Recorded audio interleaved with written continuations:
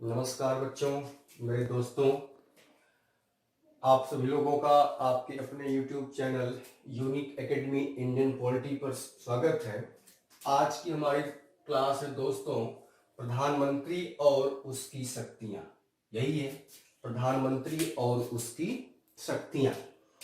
इसकी पिछली वाली क्लास में मैंने प्रधानमंत्री की नियुक्ति होती है और अगर पूर्ण बहुमत नहीं मिलता तो गठबंधन कैसे होता है, कितने माह का समय दिया जाता है, इन चीजों पर चर्चा हो चुकी है।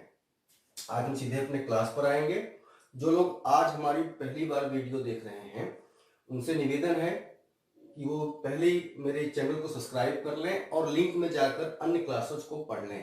तो शुरू से पढ़ते हुए आएंगे तो ये चैप्टर आपको समझ में आएगा, क्योंकि संविधान की सबसे बड़ी क्वालिटी ये होती है कि हर टॉपिक एक दूसरे से मिली हुई। जैसे इतिहास में है कि आप कहीं भी से पढ़ सकते हैं तो बात तो समझ में आती है, लेकिन कॉन्स्टिट्यूशन में क्या समस्या है, अगर आपने शुरू से नहीं पढ़ा है और बीच से पढ़ना स्टार्ट करते हैं तो दिक्कत होती है, क्योंकि वो आपको वो एक सेट एक क्रम बना हुआ है। ठीक है, तो हम आपसे कहते हैं अगर उनकी नियुक्ति के बारे में नहीं जानते हैं तो मेरे लिंक में जाकर के उसकी क्लासेस को देख सकते हैं। आइए प्रधानमंत्री और उसकी शक्तियों के बारे में बात करते हैं। तो पहला, राष्ट्रपति के साथ उसके क्या संबंध है, मतलब राष्ट्रपति के साथ प्रधानमंत्री के क्या संबंध है। तो पहली बात हो गई कि प्रधानमंत्री जो है राष्ट्रपति को, ध्यान सुने, प्रधानमंत्री जो है राष्ट्रपति को प्रशासकीय कार्यवाहियां होती हैं, जो कार्यपालिका के द्वारा कार्य किए जाते हैं, उसकी सूचना देता है। और ये अनुच्छेद कौन सा है? 78, याद रहेगा। राष्ट्रपति जो है और मंत्रिपरिषद के बीच संवाद की कड़ी है। इसका मतलब प्रेसिडेंट और काउंसिल ऑफ मिनिस्टर, हिंदी लिख देते हैं, काउंसिल ऑफ मिनिस्टर्स, मंत्रिपरिषद, जो मंत्रिपरिषद के कार्यों में समन्वय कौन करता है? तो प्रधानमंत्री। और ये प्रधानमंत्री ही राष्ट्रपति को समय समय पर प्रशासकीय सूचनाएं देता रहता है। ध्यान सुन ले, प्रधानमंत्री राष्ट्रपति और मंत्रिपरिषद के बीच की संवाद की कड़ी होता है और यह आर्टिकल 78 यहाँ इसको लागू कर देता है। मंत्रिपरिषद के साथ प्रधानमंत्री के क्या संबंध है? मंत्रिपरिषद के साथ प्रधानमंत्री के क्या संबंध है? तो ध्यान से सुनिए बच्चों, मैंने पहला इसमें लिखा कि मंत्रियों की नियुक्ति में राष्ट्रपति को परामर्श देता है और उनकी नियुक्ति की सिफारिश करता है। इसकी व्याख्या सुन ले कि जैसे जिस किसी पार्टी को लोकसभा में बहुमत हासिल हो गया, इसकी व्याख्या सुनने के टॉपिक की, जिस किसी राजनीतिक दल को लोकसभा में बहुमत प्राप्त हो गया, उस बहुमत दल के नेता को, उस पॉलिटिकल पार्टी के नेता को राष्ट्रपति प्रधानमंत्री के पद पर नियुक्त करता है। ये मैं आपको बता चुका हूं। अब ये मंत्री कहां से?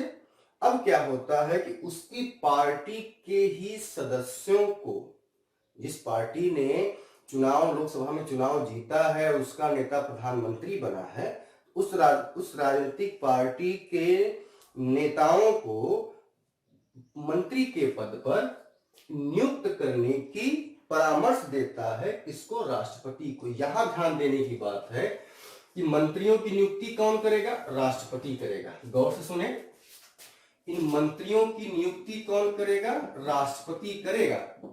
मंत्रियों की नियुक्ति कौन करेगा? राष्ट्रपति करेगा। लेकिन प्रधानमंत्री के सिफारिश पर या प्रधानमंत्री के परामर्श पर, गौर से सुने, प्रधानमंत्री के परामर्श पर ही राष्ट्रपति मंत्रियों की नियुक्ति करता है। मतलब जिस व्यक्ति को फला पद पर वह नियुक्त करने के लिए राष्ट्रपति को कहेगा, राष्ट्रपति उसी व्यक्ति को उस पद पर नियुक्त करता है। मंत्रियों के बीच मंत्रालयों का आवंटन करता है। किसी को गृह मंत्रालय देगा, किसी को विदेश मंत्रालय देगा, किसी को रक्षा मंत्रालय देगा, किसी को वित्त मंत्रालय देगा। बात क्लियर? उनमें जब चाहे फेरबदल कर सकता है। मतलब वह किसी गृह मंत्री को के पद पर जो व्यक्ति बैठा है उसको हटाकर रक्षा मंत्रालय दे सकता है, और रक्षा मंत्रालय वाले पद को गृह मंत्री दे सकता है। जैसे आज की कंडीशंस में उदाहरण से जोड़ दूं कि अमित शाह गृह मंत्री हैं, उसको वह प्रधानमंत्री रक्षा मंत्री बना सकता है, और राजनाथ सिंह रक्षा मंत्री हैं तो उनको वह गृह मंत्री बना सकता है। मतलब वह मंत्रालयों का आवंटन करता है, उनको वह विभाग देता है, और उनमें जब चाहे वह फेरबदल कर सकता है। अगला, किसी मंत्री को त्यागपत्र देने और बर्खास्त करने को राष्ट्रपति से कहता है। वह जब चाहे किसी व्यक्ति को अपने पद से त्यागपत्र देने को कहता है, लेकिन त्यागपत्र वो मंत्री किसको देगा? तो राष्ट्रपति को देगा। ध्यान से सुनिए, मंत्री जो होगा वो त्यागपत्र किसको देगा? अपना जो त्यागपत्र होगा वह किसको देगा? तो राष्ट्रपति को देगा। बात समझें, मंत्री अपना त्यागपत्र किसको देगा? तो राष्ट्रपति को देगा। प्रधानमंत्री मंत्रिपरिषद के बैठकों की अध्यक्षता करता है। 5, मंत्रियों के गतिविधियों की नियंत्रित और उसे त्यागपत्र देने पर पूरी मंत्रिमंडल बर्खास्त हो सकती है। ये 6 है, मंत्रियों की गतिविधियों की नियंत्रण करता है, कौन कार्य क्या कर रहा है उनसे रिपोर्ट मांग सकता है, और अगर प्रधानमंत्री ने त्याग पत्र दे दिया तो पूरी की पूरी मंत्रिमंडल क्या होती है? बर्खास्त हो जाती है। तो ये मंत्रिपरिषद के साथ मंत्रिपरिषद के साथ प्रधानमंत्री की क्या भूमिका है वो मैंने आपको बता दिया, यही कार्य है उसके। संसद के संबंध में प्रधानमंत्री का कार्य क्या है? तो प्रधानमंत्री राष्ट्रपति को संसद का सत्र आहूत करने और सत्रावसान करने का परामर्श देता है।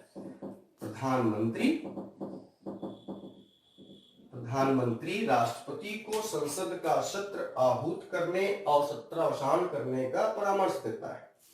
नंबर 2, किसी भी समय लोकसभा को विघटित करने को राष्ट्रपति से कह सकता है। वो जब चाहे राष्ट्रपति को लोकसभा का विघटन करने को कह सकता है। ठीक है। इसके अलावा राष्ट्रपति को नियुक्ति के मामले में परामर्श देता है। राष्ट्रपति को नियुक्ति के मामले में परामर्श देता है।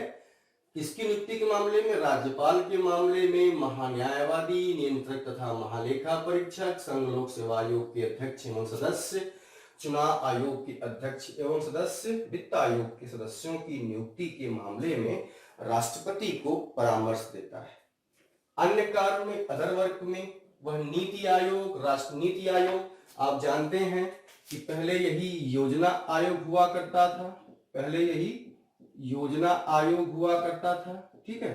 तो नीति आयोग, राष्ट्रीय विकास परिषद, इसकी इंग्लिश है एनडीसी, नेशनल डेवलपमेंट काउंसिल, राष्ट्रीय एकता परिषद, अंतरराज्यीय परिषद और राष्ट्रीय जल संसाधन परिषद का अध्यक्ष होता है।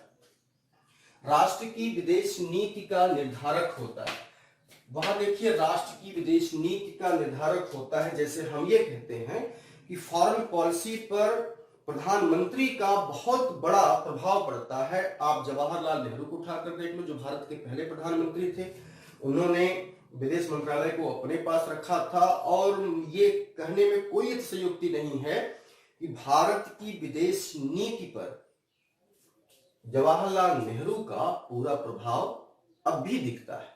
जो उन्होंने देश के लिए एक सिद्धांत, एक दर्शन स्थापित करके गए, उस सिद्धांत पर आज भी भारत देश चल रहा है।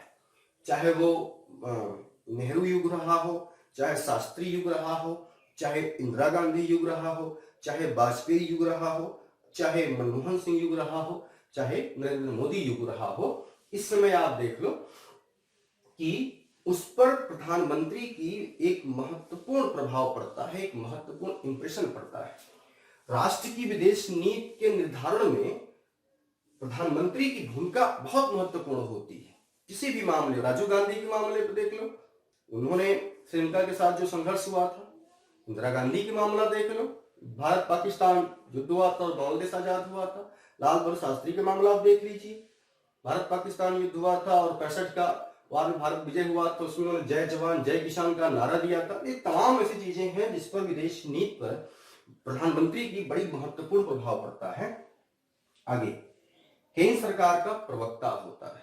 अभी इस समय इसको दो टॉपिक में जोड़ सकता हूं। केंद्र सरकार का प्रवक्ता होता है और समय समय पर केंद्र सरकार के द्वारा जो योजनाएं लागू की जाती हैं, यूनियन गवर्नमेंट के द्वारा जो योजनाएं लागू की जाती हैं, उसको समय समय पर मीडिया के माध्यम से, न्यूज चैनलों के माध्यम से, राष्ट्रीय अखबार के माध्यम से जनता को अवगत कराता है कि आपने जिस सरकार को चुना है वह सरकार आपके लिए कौन कौन सी योजनाएं चलाई जा रही है। स्वच्छ भारत अभियान, आयुष्मान भारत योजना, ठीक है, ये तमाम जो चलाई जाए, मुद्रा योजना, कौशल विकास योजना, जो तमाम तो प्रवक्ता होता है वो समय समय पर जनता को अपनी इन योजनाओं से रूबरू कराता है, अवगत कराता है।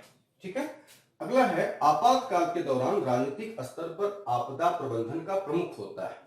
आपातकाल के समय वो उसकी भूमिका बड़ी महत्वपूर्ण हो जाती है। इस समय जो मैं वीडियो बना रहा हूं ये कोविड-19 कोरोना वायरस के समय के परिप्रेक्ष्य में, लॉकडाउन के समय ये अपनी वीडियो बना रहा हूं।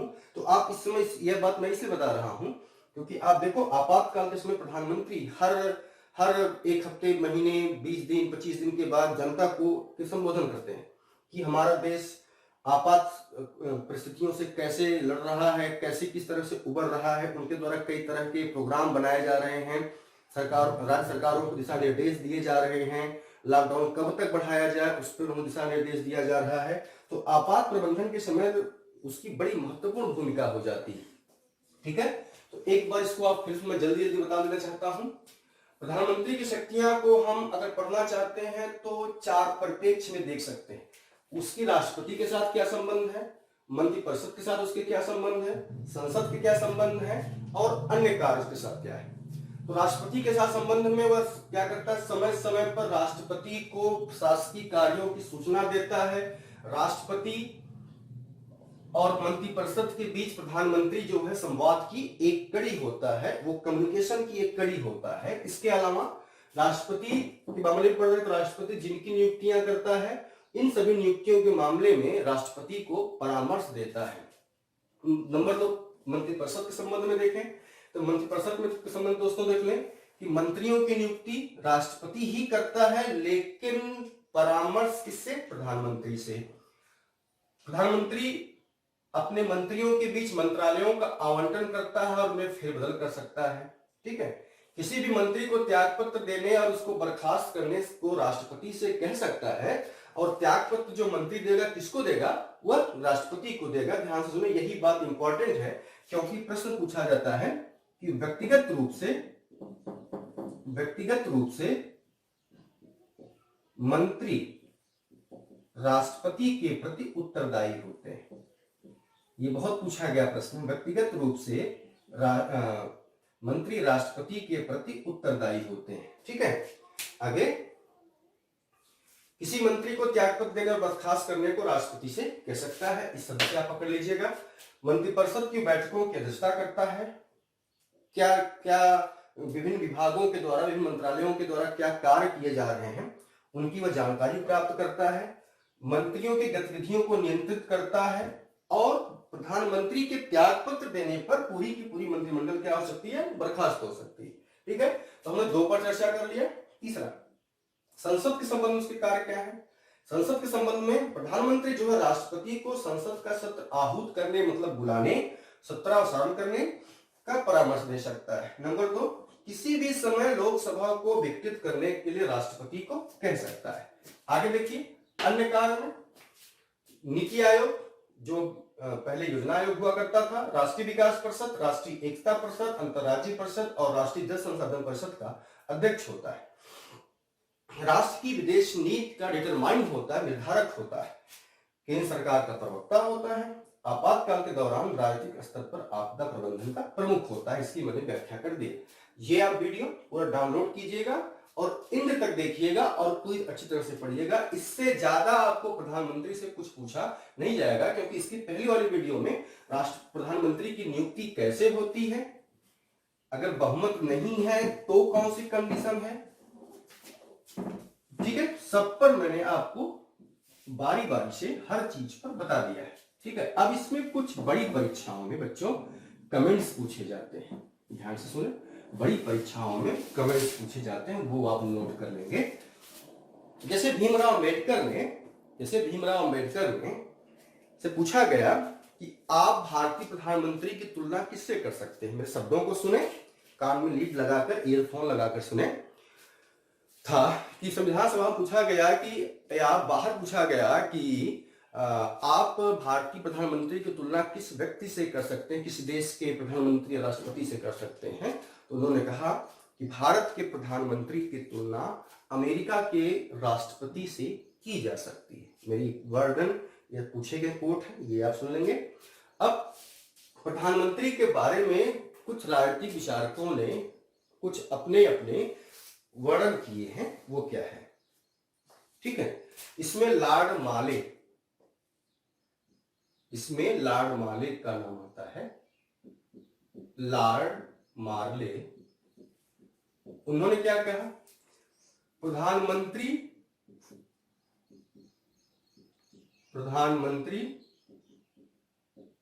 समानों में, समान मतलब मंत्रिपरिषद, समानों में प्रमुख होता है, समानों में प्रमुख होता है। लॉर्ड मार्ले ने कहा प्रधानमंत्री समानों में प्रमुख होता है, यह प्रथम होता है, और कामा यह देश का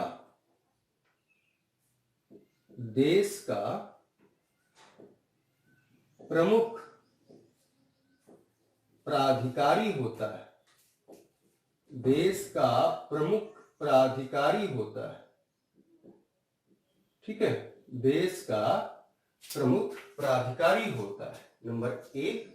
नंबर 2 कमेंट, ये आप कह सकते हो, प्रधान हेडिंग करके लिख सकते हो आप, प्रधानमंत्री की भूमिका, ये हेडिंग करके आप इसमें विभिन्न विद्वानों के कोट कर सकते हो। नंबर 2, हर्बर्ट मॉरिसन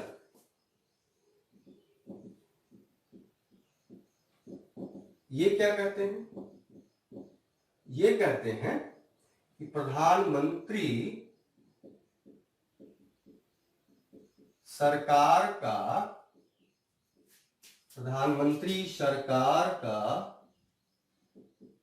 मुखिया, प्रधानमंत्री सरकार का मुखिया होता है। नंबर 3, इसने क्या कहा, ये देख लें। नंबर 3, रैमजे मेयोर, ये बहुत पूछा गया है। रैमजे मेयोर ने प्रधानमंत्री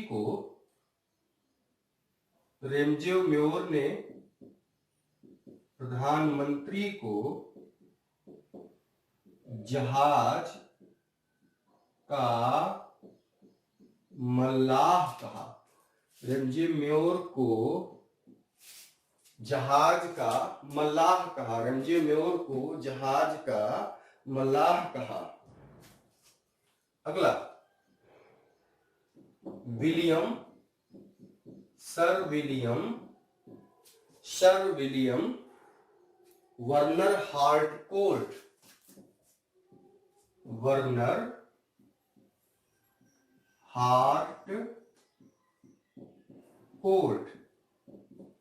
हार्टकोर्ट ने क्या कहा, विलियम वर्नर हार्टकोर्ट ने कहा प्रधानमंत्री को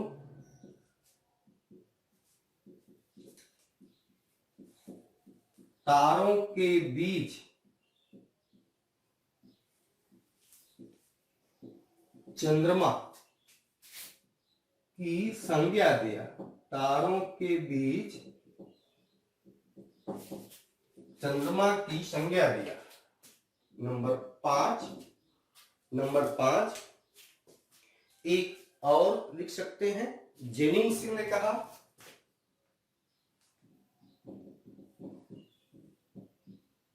वह माने प्रधानमंत्री सूर्य के समान है, जिसके चारों ओर जिसके चारों ओर पिंड चक्कर लगाते हैं। जेनिंग्स ने क्या कहा कि वह सूर्य के समान है जिसके चारों ओर चक्कर लगाते हैं। ठीक है, अगला एक और कह लेंगे मुनरो। ये बहुत पूछा गया प्रश्न है, किसने कहा है? ये लिख लेंगे प्रधानमंत्री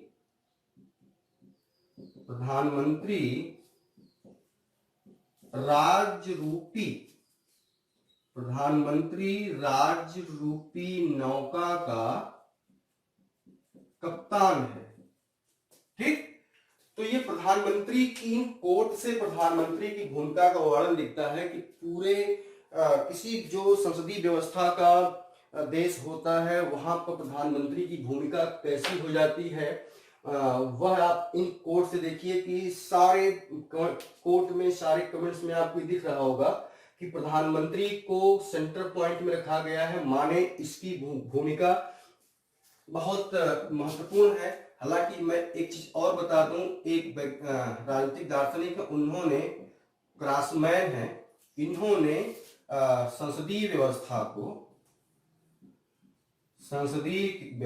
को प्रधानमंत्री व्यवस्था तक कह दिया, प्रधानमंत्री व्यवस्था कह दिया। क्यों कहा? क्योंकि इसलिए कहा कि संसदीय व्यवस्था में प्रधानमंत्री ही ऑल इन ऑल होता है, उसी के पर मंत्रिमंडल निर्भर होती है और वही पूरे देश के शासन नीतियों को क्रियान्वयन करता है। तो इस टॉपिक से आपको प्रधानमंत्री की भूमिका कितनी महत्वपूर्ण हो जाती है, ये बड़ी परीक्षाओं में, छोटे परीक्षाओं में नहीं, लेकिन बड़ी परीक्षाओं में, जब आप पब्लिक सर्विस कमीशन के एग्जाम दे रहे हो तो उन परीक्षाओं में ये कोट पूछ देता है। तो मेरा फर्ज है कि मुझे आपको बता देना, इनमें से एक दो कभी कभी आ जाते हैं। ठीक है, तो इस क्लास में प्रधानमंत्री और उसकी शक्तियों, प्रधानमंत्री और उसकी शक्तियों का वर्णन है। इसकी पिछली वाले में हमने उसके नियुक्ति संबंधित पढ़ लिया। अगली जो हमारी क्लास दोस्तों होगी वो होगी मंत्रिपरिषद। ये बहुत बच्चों में कंफ्यूजिंग है कि मंत्रिपरिषद और मंत्रिमंडल में क्या अंतर है, इन दोनों के बीच में क्या डिफरेंस है, क्या मंत्रिपरिषद किसको कहते हैं, किसको मंत्रिमंडल कहते हैं। इसी में आपको ये बता देना था प्रधानमंत्री वाले ही चैप्टर में हमको कि वे कौन लोग जो मुख्यमंत्री थे और बाद में प्रधानमंत्री भी बने। वे कौन लोग थे जो मुख्यमंत्री बने थे पहले और बाद में प्रधानमंत्री बने। तो कुल 6 लोग ऐसे थे कि पहले ये मुख्यमंत्री थे, 6 लोग ये पहले मुख्यमंत्री थे, तो इसके बाद प्रधानमंत्री बने। ठीक है, इसके बाद प्रधानमंत्री बने कौन कौन? पहला मोरारजी देसाई, ये 1952 से 56 तक मुंबई के मुख्यमंत्री थे और 1917 में पहले गैर कांग्रेसी प्रधानमंत्री बने 1777 में। तो पहले गैर कांग्रेसी, कांग्रेस पार्टी का पहले दबदबा हुआ करता था आजादी के कुछ सालों तक, लेकिन ये पहले ऐसे व्यक्ति जो गैर कांग्रेसी प्रधानमंत्री बने और वो कौन थे? मोरारजी देसाई। इसके बाद हम बात करते हैं चौधरी चरण सिंह। 1967 से 68 तक, फिर 1970 में उत्तर प्रदेश वो तब जब उत्तर प्रदेश का विभाजन नहीं हुआ था, उत्तर प्रदेश का उत्तराखंड विभाजन नहीं हुआ था, उस समय ये उत्तर प्रदेश के मुख्यमंत्री बने और ये बाद में प्रधानमंत्री बने। तो मोरारजी देसाई के बाद दूसरे ये प्रधानमंत्री थे बीपी सिंह, जिनका पूरा नाम विश्वनाथ प्रताप सिंह, यह भी यूपी के मुख्यमंत्री बने और ये राष्ट्रीय मोर्चा सरकार के 1989 से 90 तक प्रधानमंत्री बने भारत के। टीबी नरसिम्हा राव 1971 से 73 तक ये आंध्र प्रदेश के मुख्यमंत्री थे। और सबसे खास बात कि दक्षिण भारत से पहले प्रधानमंत्री बनने वाले व्यक्ति, दक्षिण भारत से पहला कोई प्रधानमंत्री जो बना वह थे नरसिम्हा राव। इसके बाद है एच.डी. देवगौड़ा, ये कर्नाटक के मुख्यमंत्री थे, कुछ समय तक ये कर्नाटक के मुख्यमंत्री रह चुके हैं एच.डी. देवगौड़ा। और 1996 में कुछ माह तक ये प्रधानमंत्री बने राष्ट्रीय मोर्चा सरकार में। उसके बाद लास्ट नरेंद्र मोदी, 2001 से 2014 तक लगातार 4 बार गुजरात के मुख्यमंत्री रहे और 2014 से में ये भारत के प्रधानमंत्री भी बने। तो कुल 6 लोग ऐसे थे जो मुख्यमंत्री थे और बाद में प्रधानमंत्री भी बने। ठीक है, ये अब ऐसा नहीं कि लिस्ट एक खत्म हो सकती है, इससे आगे भी लिस्ट बढ़ सकती है। तो अभी तक का जो डाटा है वो 6 लोग प्रधानमंत्री बने। अब कल की क्लास में हम लोग पढ़ेंगे मंत्रिपरिषद और मंत्रिमंडल। मंत्रिपरिषद और मंत्रिमंडल क्या होता है, उनमें अंतर क्या है, कौन मंत्रिपरिषद है, कौन मंत्रिमंडल है, उसके क्या कार्य हैं। कल वाली क्लास हमारी इसी पर होगी। इसके अगली वाली क्लास आपको, जो बच्चे हमारा वीडियो इस बार देख रहे हैं, पहली बार देख रहे हैं, वो हमारी वीडियो को लाइक करें, सब्सक्राइब करें और अंत तक देखें, ये हमारा उनसे निवेदन है। अगली क्लास हमारी मंत्रिपरिषद और मंत्रिमंडल पर होगी। बहुत बहुत धन्यवाद।